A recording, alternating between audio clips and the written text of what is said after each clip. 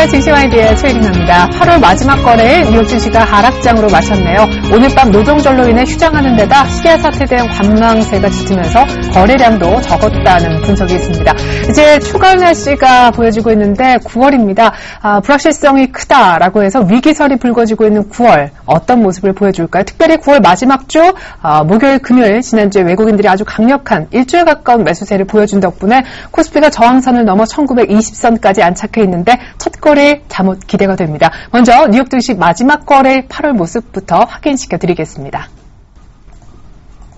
네, 뉴욕 증시가 8월 마지막 거래일 하락세로 마감했네요. 존 케리 국무장관의 성명으로 시리아 사태에 대한 미국의 개입이 임박했다는 전망이 다시 힘을 얻은 데다 이날 나온 소비 지표가 부진했다는 소식도 투자 심리를 위축시켰습니다. 다우가 0.2, 스탠다드앤푸어스 500지수가 0.3, 나스닥은 0.8% 이상 밀렸습니다. 버락 오바마 미 대통령은 화학무기를 사용한 시리아 정부에 대한 군사 행동에 나서기 전에 의회 승인을 받겠다고 밝혔습니다. 이로써 당장 단행될 듯했던 미국의 시리아 공습은 9일 개회하는 의회가 토론과 투표를 거쳐 무력 사용을 승인한 뒤에야 이루어질 것이란 전망이 나옵니다. 미 상무부에 따르면 지난 7월 미국의 개인 소비가 0.1% 올랐습니다. 이는 시장 전망치 0.3%와 이전 수정치 0.6% 모두 못 미치는 수준이었습니다. 한편 미국의 7월 소비 심리지수 역시 전월에 기록했던 6년 내 고점에서 하락했습니다.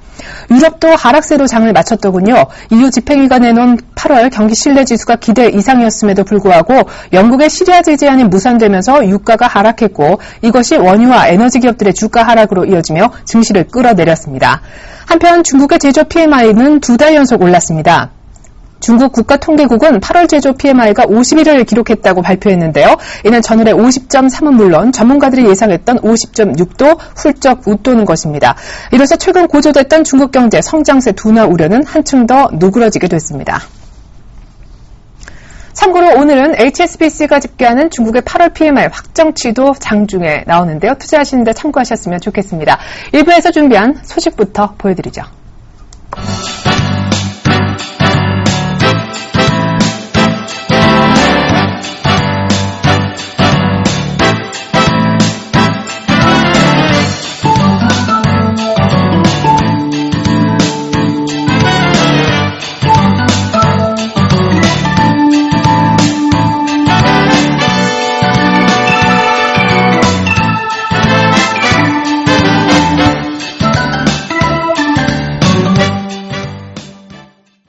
네, 개장 5분여 남았습니다. 시초가 공략주부터 알아보죠. 강정원 부장님. 네, 안녕하세요. 네, 금요일 시초가 공략주였던 대림산업 점검부터 받아볼까 해요. 네, 대림산업 시초가 대비해서 좀 소폭 하락으로 마감했습니다만 계속 보유 전략 제시해드리겠고요. 최근에 건설사들이 바닥을 좀 턴하는 모습을 좀 보여주고 있습니다. 전체적으로 정부 시책뿐만 아니라 해외주 수주에 대한 어떤 증가세, 그리고 대림산업 같은 경우에는 석유화학 사업 부분의 턴어라운드까지 전망되면서 가장 좀 메리트가 있는 그런 종목이 아닌가 싶고요. 또 PBR도 0.7배밖에 안 되는 수준입니다. 밸류에이션 12만 원 확인하시고요. 기본적으로 보유 전략으로 주시하도록 하겠습니다. 대림산업 95,000원 목표가까지 보유하자라는 AS 감사합니다. 오늘 공략해볼 만한 시초가에 들어가볼 만한 종목으로 GS를 생각하고 계시다면서요. 정의주 최근에 시리아 사태가 불거졌음에도 불구하고 별로 오르지 못했다는 평가도 있더라고요. 네, 그래서 선취매적인 측면, 또 최근에 또 대형주들이 강세를 보이고 있기 때문에 지금 개발주보다는 이런 큰 좀 오르지 못한 그런 정의화학 업종을 선취하는 전략이 좀 필요하지 않은가 싶어서 오늘 GS를 준비했고요. 투자 포인트는 세 가지를 줄 수 있는데요. 첫 번째는 3분기 실적 호전 기대감입니다. 2분기에는 역시 GS는 영업이익의 70% 정도 육박하는 그런 부분들을 GS 칼텍스에서 영업이익이 차지하고 있기 때문에 2분기 실적이 GS 칼텍스가 좀 좋지 못했습니다. 시장 컨센서스를 좀 하야하는 그런 모습을 보였는데, 영업이익은 938억을 기록을 했는데, 역시 정지마진 약세와 유가 하락이 연중 저점이었던 4월 말에 이 신규 고도 설비가 가동되면서 적자 규모가 좀 컸던 그런 모습이라고 보시면 되겠고요. 하반기에는 GS 칼텍스와 GS EPS 이런 에너지 사업의 증설화가 좀 기대되고 있는 그런 상황이라고 보시면 되겠고, 그래서 영업이익은 GS 칼텍스가 2분기에 938억이었으면 3분기는 3,100억대로 대폭 증가할 것으로 전망을 하고 있습니다. 이런 부분들이 GS의 주가 바닥을 좀 확인하는 그런 모습이 아닌가 싶고요. 두 번째는 순자산가치 대비 저평가 메리트를 줄 수 있는데요. 정의업종, 주가 조정에 따라서 GS 칼텍스도 정부가를 조정할 필요가 있겠습니다만, 전체적으로 GS 리테일과 이런 자회사들의 주가 변동을 좀 반영한 자산가치 대비해서 한 36% 이상의 할인을 적용받고 있는 상황입니다. 그래서 GS 에너지를 중심으로 해서 이런 에너지 사업의 시너지 효과와 이 GS 리테일의 자회사 가치, 충분히 반영되지 못하는 한 주가 수준을 좀 보여주고 있고, 기관도 8월 14일 이후에 60만 주 순매수를 유입이 된 상황이고, 지난 금요일에는 외국인도 매수가 유입되는 그런 모습을 보여주고 있습니다. 그래서 전체적으로 올해 실적 대비해서 현 주가 PER 6배 수준 정도밖에 안 되기 때문에, 일단 올해보다 내년도 실적 대비해서 6배고, 시장 컨센서스 대 적정 밸류에이션은 7만 5천 원대를 좀 제시하고 있는 상황입니다. 그래서 장부가 가치 대비 저평가 메리트가 있는 그런 GS이기 때문에 오늘 시가 공략주로 GS를 제시하도록 하겠습니다. 네. 자, GS 3분기가 2분기와는 달리 실질적인 측면에서 기대가 되는데요. 가격 설명 끝으로 들어보겠습니다. 네, 오늘 시초가 시작드리겠고요. 목표가는 6만 원과 6만 1천 원 밴드 사이로 설정해드리겠고, 손절가는 52,500원 하회 시에 손절 대응하시기 바라겠습니다. 네, 강정훈 부장님의 시초가 공략주 GS 설명 감사합니다. 잘 들었습니다. 네, 고맙습니다.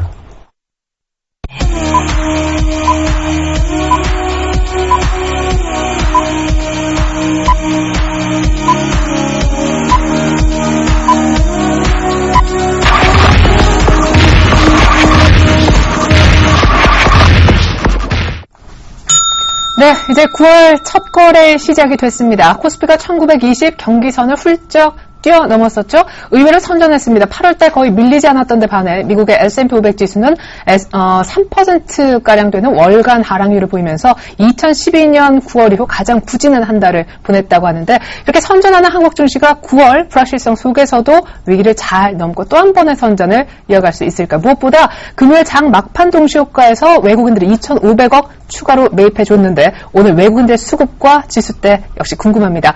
9월 첫 거래 출발 상황 자세하게 분석 들어보죠. 오늘 두 분 함께 하셨는데요. 골든이글 투자전문의 정태근 팀장님과 유스탁의 유창희 대표님 만나보겠습니다. 안녕하세요. 네, 반갑습니다. 자, 정태근 팀장님, 지난 사실 목요일, 금요일 이 거래 동안 1조 가까이 사줬던 외국인이 오늘 아침에 또 사는지 궁금합니다. 출발 상황 살펴주시죠.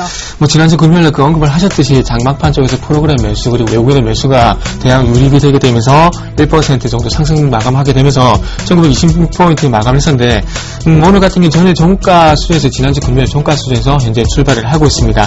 마이너스 0.05% 정도 하락 출발을 하고 있지만 전일 종가 수준이라 좀 보시면 될 것 같습니다. 자, 1925포인트까지 올랐습니다. 과연 1930포인트 그리고 40포인트까지 과연 회복을 하게 되면서 추가적인 상승이 이번 주에도 과연 이어질지를 한번 기대를 해봐야 되지 않겠나 생각을 하고 있고요. 자, 출발하고 난 이후에 아직까지 뚜렷한 움직임이 없고 계속해서 보합권 흐르면서 움직임이 좀 지속이 되고 있습니다. 자, 수급도 한번 살펴보도록 할게요. 지난주 목요일, 지난주 금요일 같은 경우에 4천억 넘는, 그리고 지난주 금요일 같은 경우에는 5천억이 넘는 매수가 들어오게 되면서 이틀 동안 1조 가까운 매수가 들어왔었습니다. 하지만 오늘 아침 쪽에서는 65억 정도 현재 매도 출발을 하고 있고요. 선물 쪽도 지난주 금요일에 조금 아쉬웠는데 302억 정도 매도 우려를 보면서 마감했었지만 오늘 아침 쪽에서도 마찬가지로 현재 매도 출발을 하고 있습니다. 283억 정도 현재 매도 출발을 하고 있는데, 전체적 현물 그리고 선물 쪽에서 아침 쪽에서 매도 출발을 하고 있다는 부분들이 특징이나 좀 봐야 될 것 같습니다. 반대로 지난주 금요일날 4,300억 그리고 기관은 한 550억 정도 매도 마감을 했었는데, 오늘 같은 경우는 개인이 40억 그리고 기관은 한 24억 정도 이제 매수 출발하고 있다는 부분들이 특징이고요. 기관의 어떤 매수 주체의 특징적인 부분은 연기금과 그리고 국가 지자체가 각각 12억 정도 매수 출발하고 있다는 부분들이 특징이나 좀 봐야 될 것 같습니다. 그렇다면 오늘 쪽에서는 기관 쪽에서는 아무래도 연기금과 그리고 국가 지자체 그러니까 공적 자금이 얼마 정도 들어온지가 전체적으로 그 키워드가 좀 되지 않겠나 생각을 하고 있습니다. 자, 시가총액 상위 종목들도 이제 한번 출발 상황을 한번 살펴보도록 하겠습니다. 자, 삼성전자가 최근에 상승세가 이어지게 되면서 오늘 아침 쪽에서 0.2% 정도 현재 상승 출발을 하고 있습니다. 137만원 현재 출발을 하게 되면서 140만원도 현재 눈앞에 두고 있는 모습이 연출이 되고 있고요. 시가총액 상위 종목들 전체적으로 봤을 때 하락 출발하는 종목들이 전체적으로 눈에 띄고 있습니다. 현대차가 0.6%, 포스코가 마이너스 0.6%, 삼성생명이 마이너스 0.47%, 한국전력이 0.49%, 기아차가 0.6%, 신한진영 0.1% 정도 전체적으로 하락 출발을 하고 있고요. 마지막으로 상승 출발하는 종목들도 한번 살펴보게 된다면 현대모비스가 1.4%, 그리고 네이버가 1.2% 정도 상승 출발을 하고 있고요. LG전자가 0.28%, KTN자 0.9%, 우리금융이 0.9% 정도 현재 상승 출발을 하고 있습니다. 네. LTE 주파수 경매가 이제 결론이 났죠. 잠시 통신주 모습도 살펴드리겠습니다. 잠시 일본 니케이의 개장 분위기를 좀 보려 하는데요. 0.37% 지금 오르면서 13,438포인트 정도의 강보합세로 꽤 괜찮게 출발했습니다.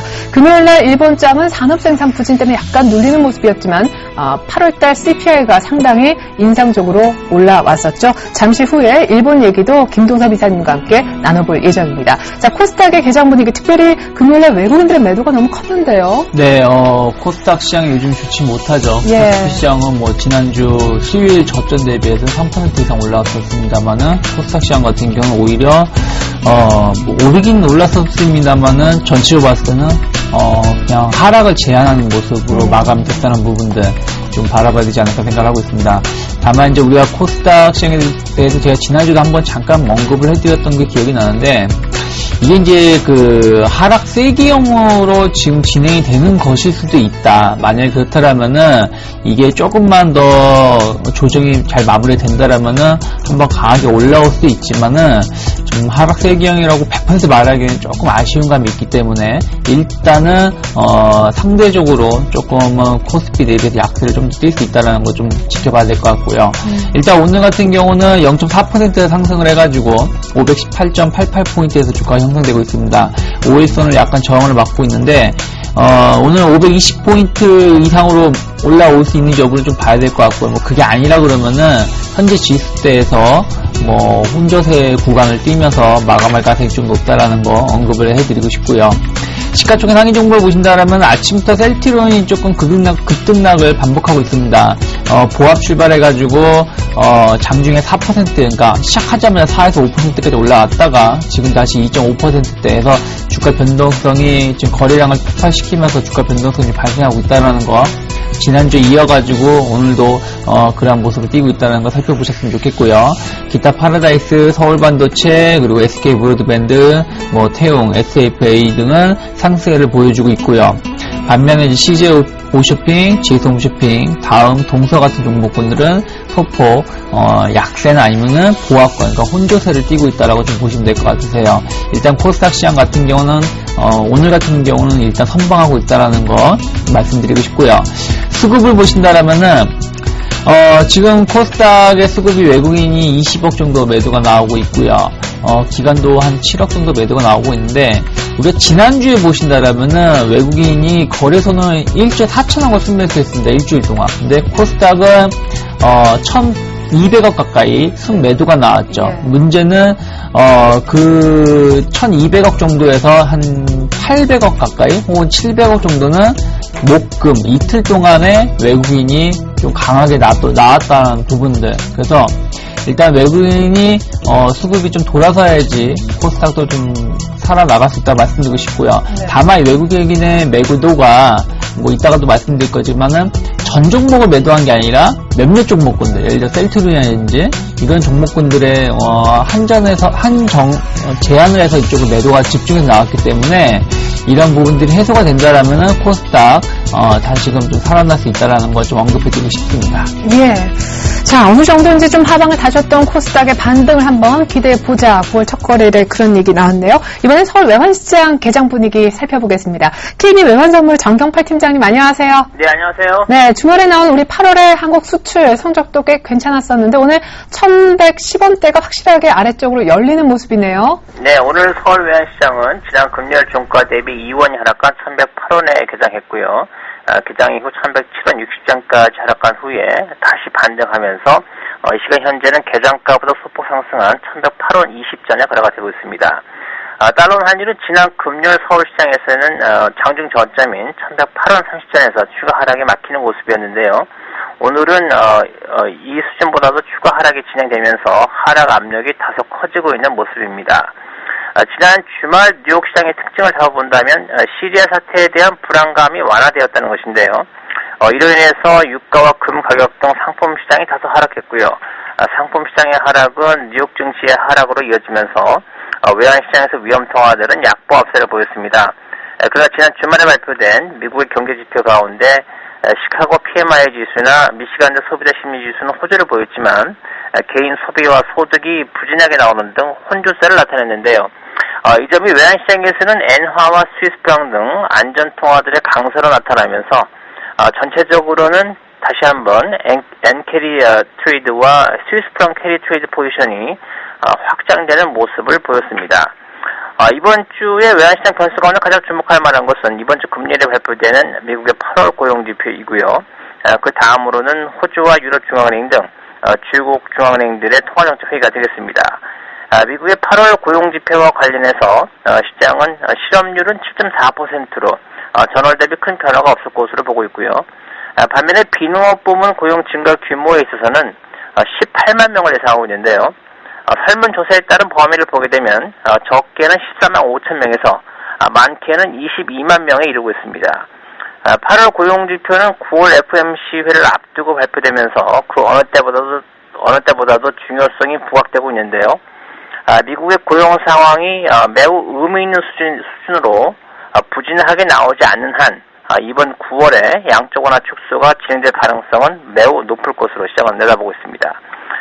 주요국 중앙은행들의 통화정책 회의와 관련해서는 내일 화요일에 열리는 호주 중앙은행의 통화정책 회의를 주목할 필요가 있겠습니다. 현재로서는 금리가 동결될 것으로 예상되고 있습니다만 호주의 내부 경제 사정상 최소한 비둘기파적인 성명서가 나올 가능성이 있기 때문에 호주 달러 약세에 따른 원화의 동반 약세 가능성이 있다고 하겠습니다. 달러 원의 주요 대외 변수인 글로벌 달러 인덱스가 지난 8월 20일에 바닥을 친 후 반등세를 이어가고 있는데요. 달러 원과 달러 인덱스 사이의 상관계수가 지난 2개월 동안 0.84 수준에 이르고 있기 때문에 달러 원이 현재는 박스권에 갇혀 있는 모습입니다만 향후 상승 가능성을 좀 더 높게 보고 있다는 말씀 드리겠습니다. 네. 자, 그러면은 미국의 고용지표 앞두고 있는데 어디까지 주간 레인지 범위를 주실 수 있으세요? 이번 주 사실 금요일에 발표되는 고용지표가 금요일에 발표되기 때문에 네. 그 영향은 다음 주 서울시장에 영향을 줄 것으로 예상을 하고요. 네. 고용지표가 매우 호조로 나온다고 할 때는 20원을 넘을 수 있지 않나 생각을 하고 있습니다. 네, 정말 20원까지 돌파가 가능하겠는데 아마 다음 주 초 분위기로 그렇게 반영이 될 거다라는 말씀 들어봤습니다. 정경팔 팀장님 감사합니다. 네, 감사합니다.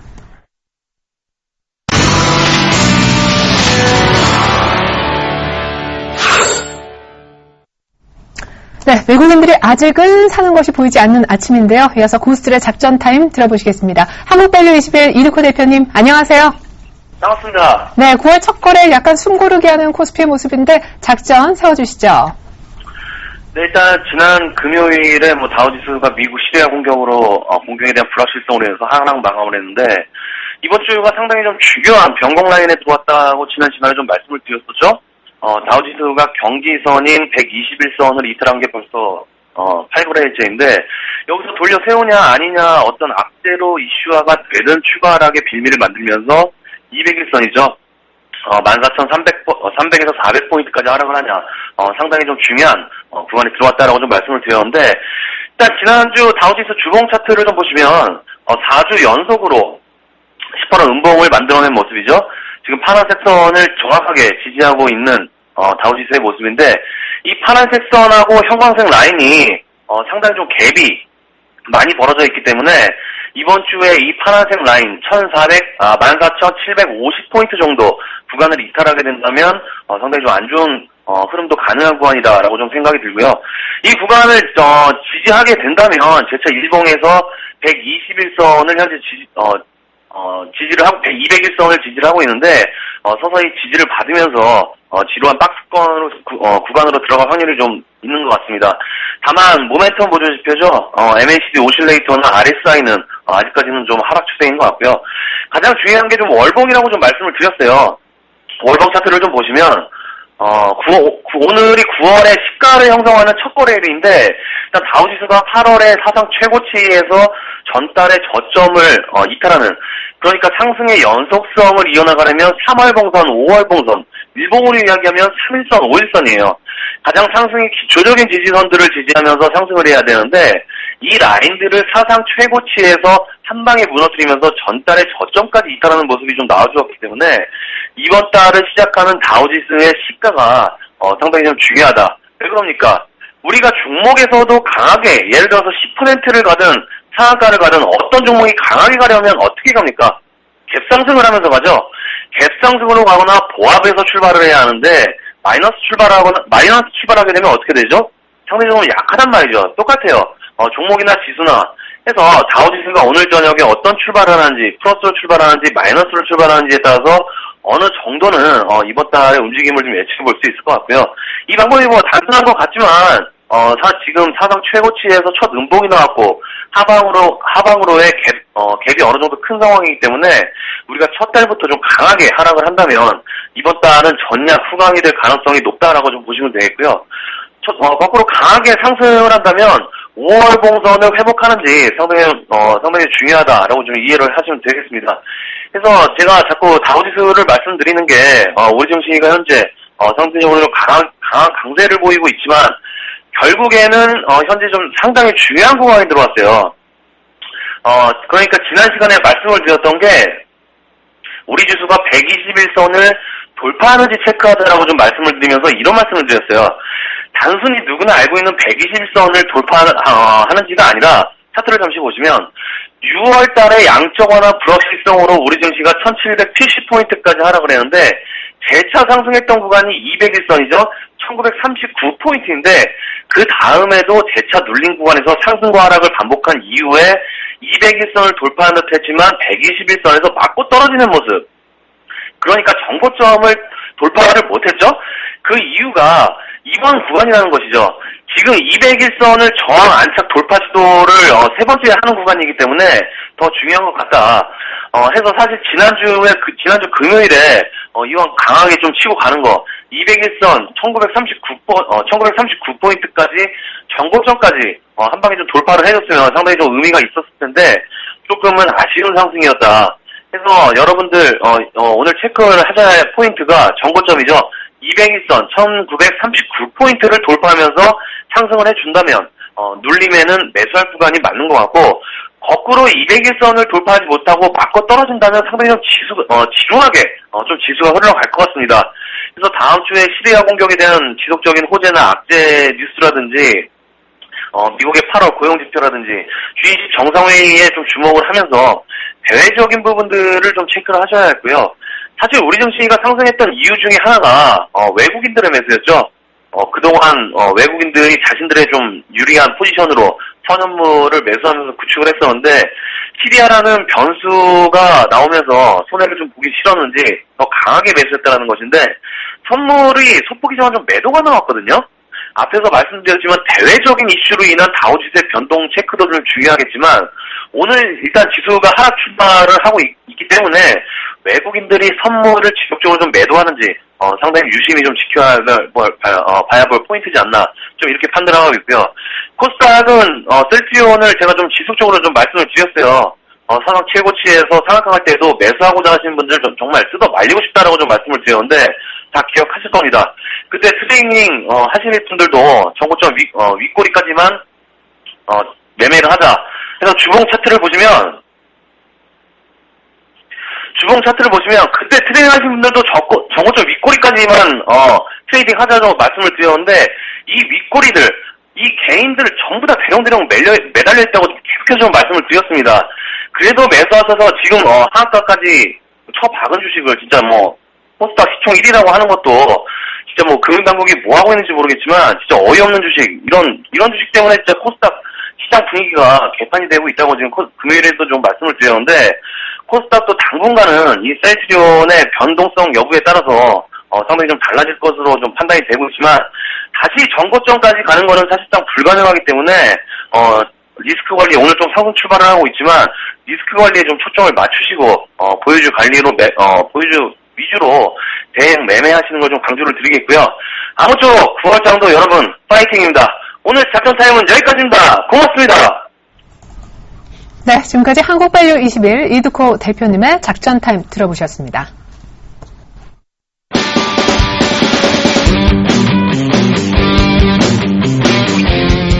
현물, 선물, 두 마리 토끼를 잡아라.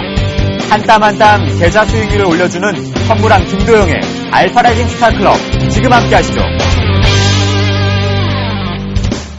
해야 될 준비를 하겠습니다. 자, 지금 전체적으로 좀 보면요. 안녕하십니까. 자, 서울경제TV 샘플러스의 김도영 멘토입니다. 지금 제 공개방송 좀 들어오셨는데요. 참 여러가지 힘들죠. 우리 이쪽 양쪽 다 지금 방이 열려 있는데 저희는 오늘 출발과 함께 전반적으로 매도 출발을 점치면서 지금 관망세가 들어갑니다. 그 이유는 지난 주말에 대외적인 변수가 좀 없었다라는 것, 그리고 금요일날 왜곡된 시세 자체를 제자리 턴한 부분 속에서 프로그램을 유발시켜서 일단은 베이시스로 좀 올라오고 있는데요. 자, 수급적인 특징을 놓고 보면 메이저들은 좀 쉬고 있습니다. 파생시장 쪽에서 개인들의 포지션이 좀 만들어지고 있는 부분 때문에 요것 때문에 저희는 지금 오전장 출발과 함께 이 강한 시세들을 좀 관망세로 일관하고 있다라고 말씀 좀 드리겠고요. 우리 공개방송에 참여하고 계신 여러분들과 저 주쌤 그리고 또 시청자분들 모두 다 오늘 관전 포인트로 보셔야 될 것은 아무래도 이 삼성전자와 현대기아차의 흐름만 놓고 보시면 되겠습니다. 제가 말씀을 좀 드렸지만 최근에 편식을 해도 이런 편식은 없었다. 바로 삼성전자와 현대기아차만이 공격적으로 매수를 잡았는데, 자, 신규 매수면 참 좋았을 텐데 이것들이 신규 매수가 아니라 대차 잔고, 즉 대차 이후에 공매도를 때리고 나서 그 공매도에 대한 환매수가 들어오면서 이로 인해서 시장 자체 지수만 끌어올리는 변동인데요. 자, 저희는 이 부분에 따라서 지금 선물 지수를 놓고 보면 중요 자리에 여러분께 노출을 시켜드릴 수는 없는 자리이긴 하지만 이 노출이 되어 있는 자리에 공개방송에서 노출되어 있는 자리점에서 중요 자리가 올라타면서 매수 포지션 가능성을 언급을 드렸고, 하지만 여전히 매수는 짧게 잡아라라고 말씀을 드리면서 위 고점 중요 범위 쪽에 들어가게 되면 매도를 때릴 일관을 하겠습니다. 이 얘기즉슨 무슨 얘기냐면 오전장에서 정확히 중요한 10시 후반부가 걸려들 것 같은데 중국이 출발하고 나서 이때 저희가 선물이 매도가 들어가기 시작하면 지수 관련된 종목군들 모두 다 매도, 이익 실현 관점으로 봐야 되고요. 그 다음에 코스닥 쪽에서도 보시면 여러분들께서 나 혼자 내가 제일 잘났다. 코스닥 종목이 혼자 지수가 좀 쉬고 있음에도 불구하고 우상향을 열었던 종목군들은 대부분 이익 실현을 절반 이상은 좀 때려놓으시는 것이 가장 좋겠다라고 말씀 좀 드리겠고요. 자, 다른 얘기는 안 하겠습니다. 공개 방송이니까 다른 얘기는 안 드리는데요. 건설주 잘 봐라. 시장 힘들다. 내가 그래도 단타 칠 거 없다. 건설주 잘 보시고 현대산업 잘 보시고 그 다음 개별주 단타 치고 계시는 분들 공개방송에서 먼저 언급이 좀 됐습니다. 미디어 플렉스 금일 4,300원 아래에서는 자, 양봉 따라잡지 말아라. 이번 주초는 양봉 절대 따라잡지 마시고 4,300원 아래 부근에서 분할 매수 잡으시고 짧게 이익 실현 나오시면 좋을 것 같겠고요. 대형주 쪽에서 지수 관련된 종목이라든가 대형주 쪽에서 보실 것은 건설 섹터 잘 봐라. 건설 섹터 보시면 아무래도 이번 주에 시장이 주초 저는 쉴 것으로 지금 판단을 하고 있는데 위에 아래 슈팅 폭이 지금 선물 지수상으로 2P 정도가 나오지만 그다음 주도하고 있는 주체가 외국인과 기관이 아니기 때문에 관망세로 지금 저희도 일관하고 있으니까요. 건설주 잘 보시면서 대응하시면 이번 주 조금 즐겁게 움직이지 않을까 싶고요. 지금 놓고 한번 보니까요, 전체적으로 삼성전자의 위아래 진폭, 삼성전자 거의 다 오긴 왔습니다. 삼성전자 위치 한번 우리가 볼까요? 삼성전자를 좀 보면 거의 다 지금 와 있는 상태인데요. 거의 올라오다 보니까 이 부분이 좀 쉽지 않게 연결고리를 만들어내는데, 자, 삼성전자 슈팅 나간다, 편중된다, 지수 같이 슈팅 나간다. 그렇다라고 한다면 지금 주쌤도 바꿀까 말까 갈팡질팡 하고 있다라는 거겠죠. 왜냐하면 저희가 지금 노출되어 있는 251.20 자리와 그리고 251.55 자리 선물자리 위치에서 이 부분을 지금 다 올라탔기 때문에 여기서 이제 되돌림 눌림이 지지력이 나온다라면 저희도 매수를 잡고 들어갈 준비를 할 겁니다. 그 관점을 좀 보시면 가장 좋겠고요. 그래서 요걸 놓고 봤을 때 하지만 삼성전자와 현대기아차는 살 생각 없다. 차라리 들고 있으면 이익 실현 관점으로 좀 놓고 볼 것이고 그 대응 쪽에서 건설주 잘 봐라. 현대산업 계속 언급하고 있으니까 잘 보시고, 현대산업 잘 보시고, 미디어플렉스 개별 종목군 쪽으로 보실 분들, 두 종목 정도는 놓고 보셔서 아무 문제 없다. 그리고, 현재 코스닥에서 상당히 좋은 것은 IT 부품 쪽의 종목군들이 상당히 좋아지고 있으니까, 그쪽을 실적 발표 나오고 난 뒤에, 혼자 어붕선들 자빠져 있는 애들, 그 정도는 조금 잡아보시는 것이 어떤가라고 말씀드릴 테니까요. 자, 주쌤은 오늘 공개방송에서 출발과 함께 고점 매도다라는 얘기를 계속 반복을 하고 있고, 절대로 양봉의 추격 매수 따라잡을 생각 없다라고 말씀드리니까요. 이 방송 끝나고 또 오늘 대응하시기 어렵거나 주초 대응, 9월달 대응하기 어려우신 분들 같은 경우는 빨리 샘플러스로 들어오시면 될 것 같습니다. 저도 지금의 매도 스위칭 부분을 매수로 전환시킬 수도 있기 때문에 빠르게 들어오셔서 같이 대응하시면 좋을 것 같겠습니다. 자, 지금까지 주쌤, 주식서생 주쌤 김도영이었습니다. 감사합니다.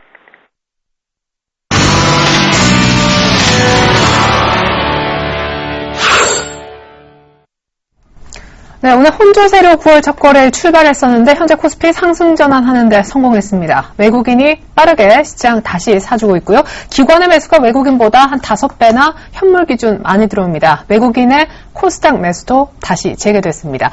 잠시 후에 셀트리온 분위기도 좀 살펴볼 텐데 그에 앞서서 주파수 경매 끝난 통신주 약속 드린 대로 한번 살펴보겠습니다. 역시 황금 주파수 가져간 KT가 가장 선전하네요. 네, 일단은 뭐 그 주파수를 가져가게 되면서 가장 좋은 점은 SK텔레콤 그리고 LG유플러스가 하고 있는 LTE 어드밴스 서비스죠. 이 서비스를 단말기 교체 없이 할 수 있다는 부분들이 KT 같은 가장 큰 그 호재라 좀 봐야 될 것 같습니다. 그러니까 결론적으로 봤을 때 이제 KT가 LG유플러스 쪽으로 고객을 안 뺏길 가능성이 그만큼 컸다고 좀 봐야 될 것 같아요. 지금 KT 같은 경우 상당히 좀 위기감을 느끼고 있는데 전체 통신시장에서 전체 통신시장만 보게 되면 뭐 30%에서 19% 별로 그렇게 큰 의미를 둘 수가 없는데 중요한 건 최근에 실시하고 있는 LTE 서비스만 볼 때 KT가 이제 점유율이 26.4%고요. 그리고 LG유플러스가 25.7%이기 때문에 KT는 지금 현재 상당히 좀 돌파구가 필요한 시점이라 좀 봐야 될 것 같아요. 근데 이 주파수 경매가 KT 쪽으로 승리로 돌아가게 되면서 일단은 뭐 LTE 어드밴스 서비스에서 조금 어떤 그 점유율 측면에서 확고하게 조금 이제는 뺏기지 않을 가능성이 커졌다는 부분들이 가장 큰 호재라 좀 봐야 될 것 같습니다. 하지만 그 승자의 저주라는 얘기 항상 나오고 있는데 9천억 원이라는 그 주파수 경매 할당 비용에 대해서 어떻게 충당을 할지 그 부분이 이후에 조금은 KT의 어떤 관건을 좀 봐야 될 것 같고요. 그리고 이제부터 어쨌든 그 똑같은 서비스, 그러니까 LTE 어드밴스 서비스와 그리고 어떤 콘텐츠 서비스를 이제 같은 선상에 이제 출발을 하게 될 건데 그렇다면 같은 어떤 그 선상에 놓였다는 것은 앞으로 마케팅 경쟁이 다시 한번 불가피하지 않게 생각을 하고 있습니다. 최근에 어떤 마케팅 그 보조금으로 인해서 정부의 어떤 규제가 있었긴 하지만 이런 부분들이 이제는 어쩔 수 없는 과다 출혈 경쟁 속으로 다시 오해가 될 수밖에 없을 것 같아요. 어떤 차별적인 서비스라든지 고객 혜택 같은 이런 부분들로 인해서 뭐 어쨌든 그 속도는 어쨌든 차이가 없습니다. 그렇다면 속도가 차이가 없다면 이제 서비스 쪽으로 가야 되는데 그렇다면 서두에 말씀드렸듯이 어쩔 수 없이 마케팅 비용 증가가 될 수밖에 없는데 앞으로 통신사들의 영업이익에 마케팅 비용이 어떤 악영향을 미칠지가 향후 좀 관건이 되지 않겠나 생각을 하고 있습니다. 네, 하지만 낙폭과다 있던 KT가 지금 이런 모멘텀을 실었는데 이제 향후 수익률은 단기간으로 봤을 때 KT가 제일 빠를 수도 있나요? 향후 수익성이 뭐 추가적으로 개선되기보다는 나빠지지 않을 가능성이 있다 좀 봐야 될 것 같아요. 네. KT가 그동안 실적이 조금 안 나왔던 부분들은 서두에 그 LTE 그 가입자 점유율에 대해서 다시 언급을 드렸는데 LTE 쪽에 가입자를 많이 뺏겼다는 것들이 실적을 악화시킨 주된 요인이었다는 겁니다. 근데 앞으로 이렇게 될 가능성이 떨어지기 때문에 일단은 뭐 모멘텀이 될 수 있겠지만 그 좀 전에 말씀드렸듯이 앞으로 LTE 어드밴스 서비스를 하게 되면서 그런 어떤 서비스 비용, 그러니까 마케팅 비용 출혈을 얼마만큼 축소시키냐가 관건인데 아무튼 이 비용이 다시 한번 증가할 가능성이 있기 때문에 지금의 주파수 경매는 1차적으로는 호재가 될 수 있겠지만 향후에 좀 중기적으로 보게 된다면은 뭐 통신사 전체적으로 좀 악재나 봐야 될 것 같습니다. 마케팅 비용과 그리고 주파수 경매 비용 이 부분에 대해서 어쩔 수 없이 판단 비용이 나갈 수밖에 없기 때문에 이 부분이 좀 악재가 될 가능성이 좀 있겠다 생각을 하고 있고요. 자, 그러면서 오늘 뭐 섹터 한번 보게 된다면 최근에 좀 그 계속해서 부각이 되고 있는 섹터라 봐야 될 것 같은데 뭐 자동차 섹터 좀 보도록 할게요. 자동차 섹터 같은 경우에 오늘 뭐 조금 조정을 받고 있습니다. 현대차가 1.2% 정도 현재 조정을 받고 있는데 최근에 어떤 추세를 보게 된다면 크게 의미를 둘 필요는 없을 것 같아요. 뭐 시장이 추가적으로 반등을 주게 된다면 뭐 IT 쪽뿐만 아니라 자동차 쪽에 매수가 들어올 가능성이 상당히 크기 때문에 그리고 지금 지난주에 SF의 어떤 신용등급 상해점에 대한 어떤 그 루머라고 해야 될까요? 이런 네. 소문이 좀 있었는데, 이런 부분이 어떤 그 기정사실화 됐을 경우에 IT 그리고 자동차, 금융주 섹터 쪽으로 외국인들이 들어올 수밖에 없을 것 같습니다. 그래서 이런 부분들 뿐만 아니라 지금 어쨌든 시장이 좀 반등을 주게 된다면은 외국인들은 어쨌든 실적이 나온 섹터로 접근할 수밖에 없을 것 같아요. 그렇다면 IT 그리고 자동차인데, 자동차 같은 경우는 뭐 큰 폭의 개선이 된다기보다는 뭐 전년 동기에 비해서 어쨌든 좋습니다만 3분기만 한번 비교를 해보게 된다면은 뭐 작년 3분기 같은 경우 현대차가 1.8조 정도 영업이익을 기록했는데 뭐 예상치가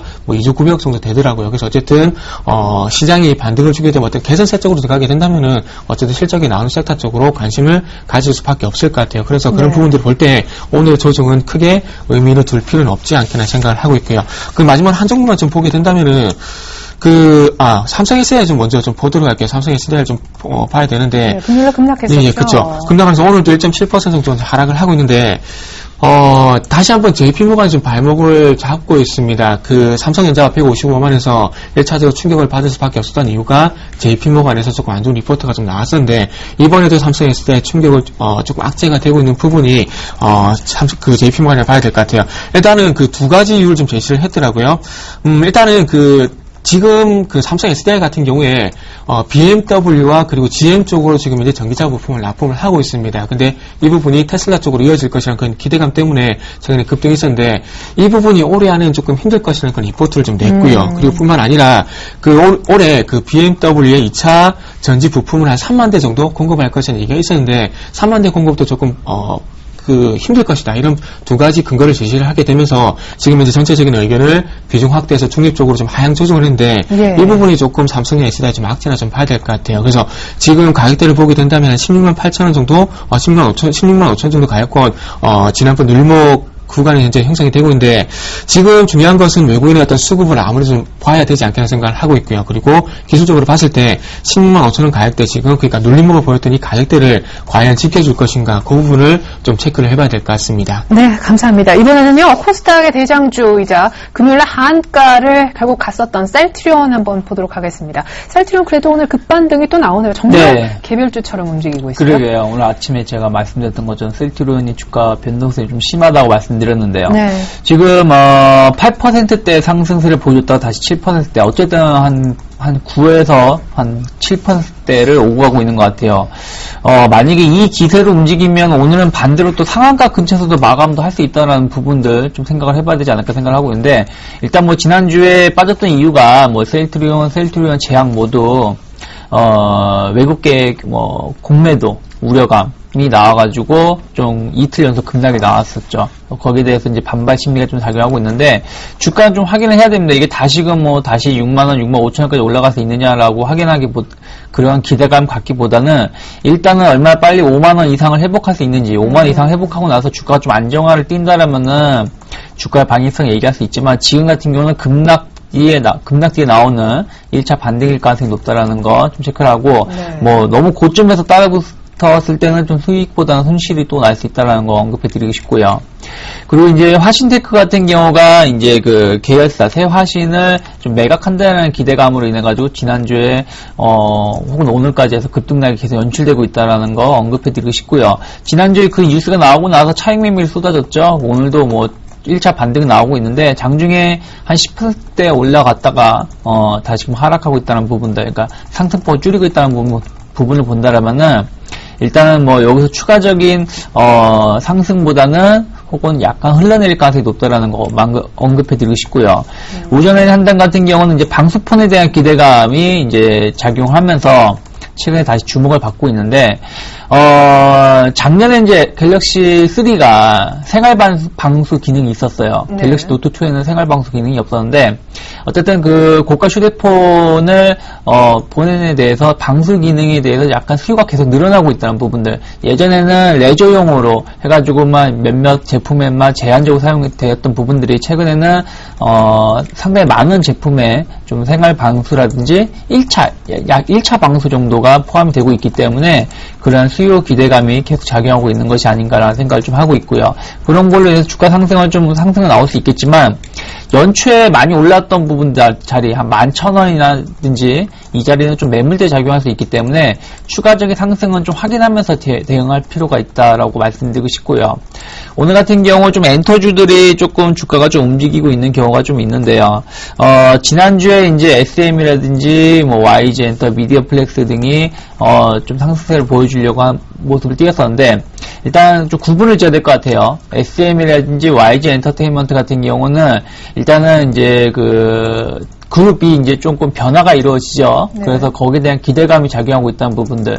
또 이제 그 원화 약세, 연초에 원화 약세 혹은 엔화 약세, 원화 강세, 엔화 약세에 따라서 그 실적이 많이 좀 저하가 됐었는데 다시금 원화가 좀 약세로 가고 엔화가 좀 강세로 좀 진입을 하고 있기 때문에 그러한 부분에 대한 실적 개선에 대한 기대감 작용하고 있다라는 거. 그래서 뭐 지난주 금요일에 SM 많이 올랐었고 오늘 같은 경우는 YG 엔터가 그 상승을 좀 바톤을 이어봐서 상승하고 있고요.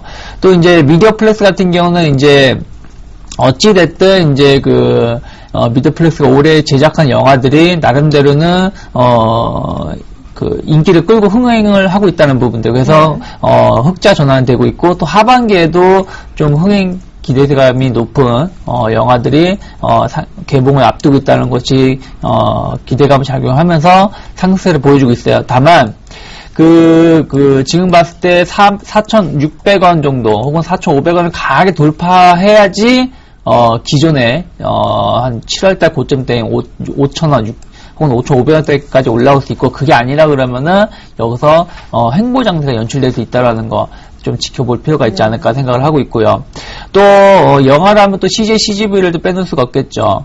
8월달 같은 경우도 뭐 설국열차라든지 더 테러 등 대작 영화가 계속 인기를 끌었었고 앞으로 이러한 가능성이 계속 높아질 수 있다라는 걸 본다라면은 영업이익이라든지 그 매출 극장 출입률 상승으로 인해 가지고 매출 증가도 기대가 되고 있는데 다만 CJ, CGV 같은 경우도 아까 뭐 미디어플렉스와 마찬가지로 한 51,500원 혹은 52,000원이 강하게 돌파되기 전까지는 조금 변동성 양태, 뭐 급등락을 연출하거나 혹은 여기서 횡보 장세가 좀 연출될 수 있다라는 거 체크를 하면서 대응할 필요가 있지 않을까 생각을 좀 하고 있습니다. 네, 자 몇몇 코스피에 있는 종목 한두 개만 더 보고요. 곧바로 전주 수급 특징주 살펴드리겠습니다. OCI가 3천억대 추징금 부과받았다면서요? 네, 법인세 추징금을 좀 받았는데 좀 부담이 좀 될 것 같아요. 작년 그 영업이익 기준으로 봤을 때 작년 영업이익이 한 1,500억 정도 1,548억 정도 기록을 했거든요. 그렇다면은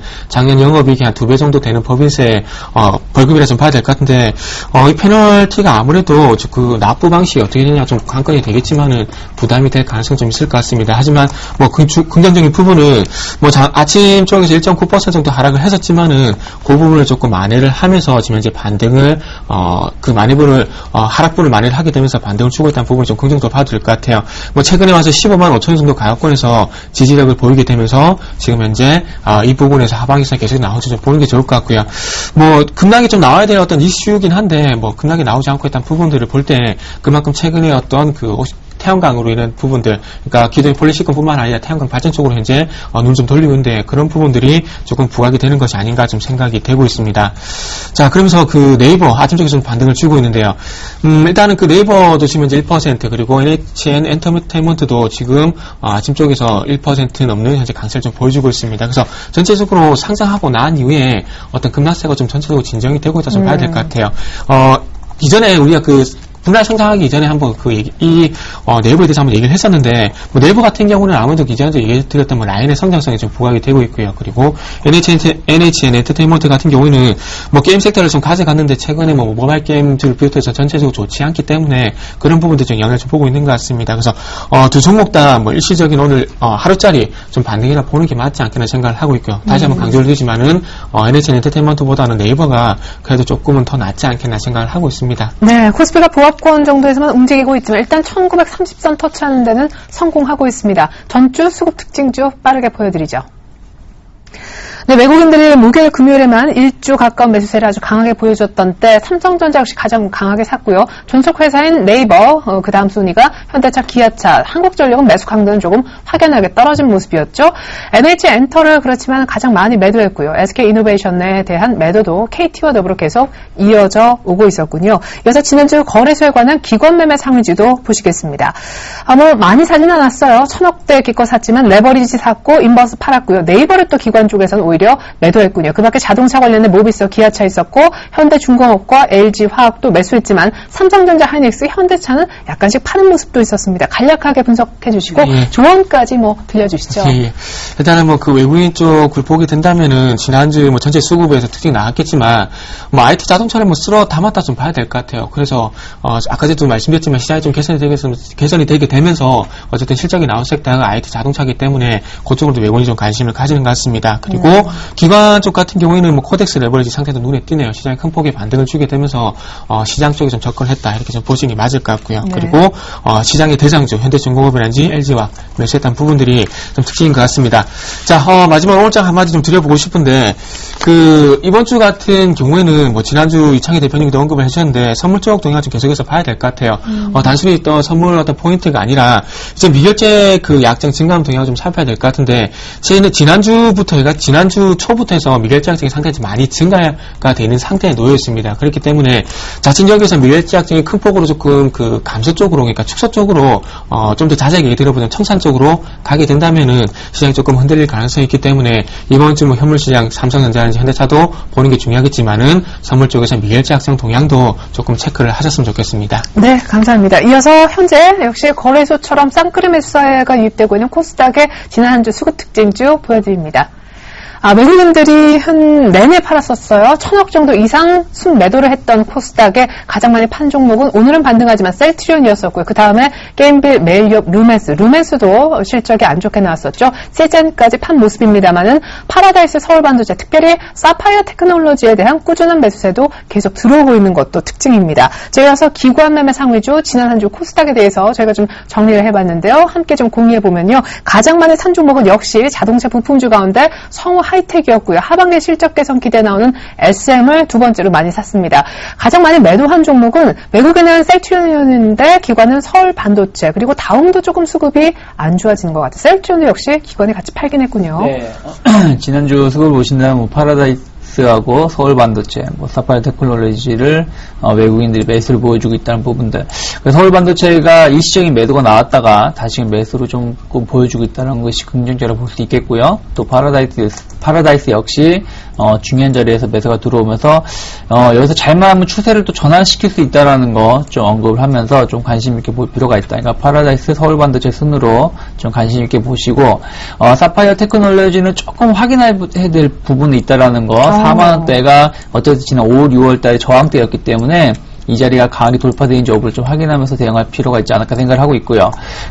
기간 같은 경우는 약간 이제 종목별 대응한 것이 아닌가 생각을 하고 있어요. 워낙 시장이 코스닥이 약하다 보니까 종목별로 성우하이텍이라든지 SM, 뷰역스 등을 좀 종목별로 약간 추세가 전환될 수 있는 기대감이 높은 종목군들 위주로 매수했기 때문에 결국 기간에 매수가 있는 종목군들은 탄력성도 좋지만은 또 지금 보기에는 또 단기적으로 많이 올랐던 부분들이 있기 때문에 확인하면서 대응할 필요가 있다는 부분들 언급해드리고 싶습니다. 저는 오늘 그렇게 말씀드리고 싶어요. 일단은 지난주 시장이 좀 올라왔던 상황에서 지난주에 외국인이 유가증권 시장에서 한 1,400억 정도, 1,500억 순매수가 들어왔을 때 엄밀히 따지면 전차만 들어왔거든요. 전차도 전에서는 삼성전자밖에 없었어요. 그래서 이게 이제 경기 민감주 쪽으로 이번 주에 확산이 되느냐 여부를 확인을 해야 되는데 그게 오늘 첫 날이기 때문에 경기 민감주들이 오늘 좀 반등을 보일 수 있는지, 지금 무슨 얘기냐면 철강이라든지 화학, 조선 이러한 관련된 종목군들이 좀 상승세를 보여주면서 지수를 상승을 이끌 수 있는지 여부를 좀 체크를 하면서 월요일을 좀 맞이하는 것이 좋지 않을까 생각을 하고 있습니다. 네, 오늘 특별히 일부 종목들 화학이라든가 특별히 건설주들 많이 좀 올라오는 것도 특징입니다. 지금까지 출발 상황 분석 도와주셨던 유창희 대표님, 정태근 팀장님의 조언 들어볼 수 있었습니다. 감사합니다. 감사합니다.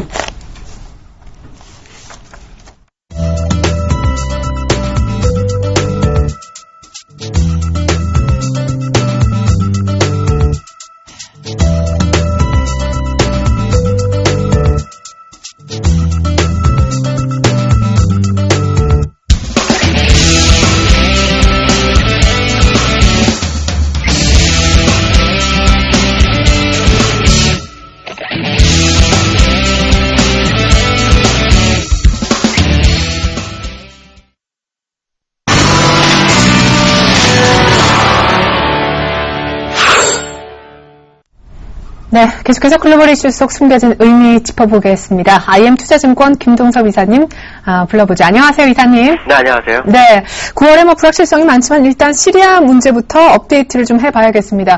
존 케리 미 국무장관은 미국이 이제 독자적으로 행동에 나설 것처럼 성명서를 내놨지만 오바마 대통령은 결국 시리아에 대한 공습 관련해 의회 승인을 받겠다라고 얘기를 했네요.